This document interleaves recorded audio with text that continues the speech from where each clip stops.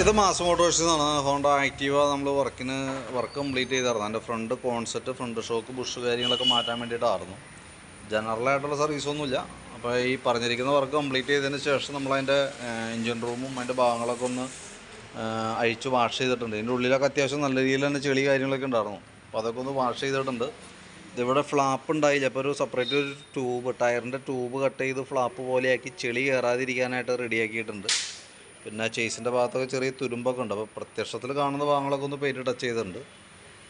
ഇതൊക്കെയാണ് അതിൻ്റെ മാറ്റിയേക്കുന്ന പാർട്സുകൾ കേട്ടോ. നമുക്ക് അതിൻ്റെ ബാക്ക് ഫ്രണ്ടിലത്തെ 2 ഷോക്ക് അബ്സോർബർ മാറ്റിയിട്ടുണ്ട്. പിന്നെ ക്ലച്ചിനകത്ത് വന്നത് ഈ വേരിയേറ്റർ ബോഡി എന്ന് പറയുന്ന ഒരു യൂണിറ്റ്, ബ്രേക്കിൻ്റെ കേബിളുകൾ 3 ബ്രേക്ക് കേബിൾ മാറ്റിയിട്ടുണ്ട്. ഫ്രണ്ടിലത്തെയും ബാക്കിലത്തെയും ബ്രേക്ക് ലൈനറുകൾ തീർന്നുണ്ടായി, അത് മാറ്റിയിട്ടിട്ടുണ്ട്. പിന്നെ ബ്രേക്കിൻ്റെ ഒരു ലിവർ, ഇതിൻ്റെ ഉള്ളിൽ തന്നെ ബോസ് ഡ്രൈവ് എന്ന് പറയുന്ന ബുഷ്, പിന്നെ വീൽ ബെയറിങ്, റോളർ, അങ്ങനത്തെ ഐറ്റംസ്, ഫ്രണ്ടിലത്തെ ബുഷ് സെറ്റ് കാര്യങ്ങളൊക്കെ മാറ്റി റീസെറ്റ് ആക്കിയിട്ടുണ്ട് കേട്ടോ. വർക്ക് കംപ്ലീറ്റ് ആയിട്ടുണ്ട്. അപ്പോൾ ഞാനിനി ബോഡി കൂടി ഒന്ന് സെറ്റ് ചെയ്ത് കഴിഞ്ഞാൽ നമുക്ക് വണ്ടി എടുക്കാം. അപ്പോൾ ബില്ല് അയക്കി കഴിയുമ്പോൾ ഓൾറെഡി കോൺടാക്ട് ചെയ്തോളാം. ഈ സൈഡ് മിററൊക്കെ ഇച്ചിരി ശോകമാണ്. ബാക്കിയത്തെ പറഞ്ഞ വർക്കുകളൊക്കെ റെഡി ആക്കിയിട്ടുണ്ട് കേട്ടോ. ഓക്കെ.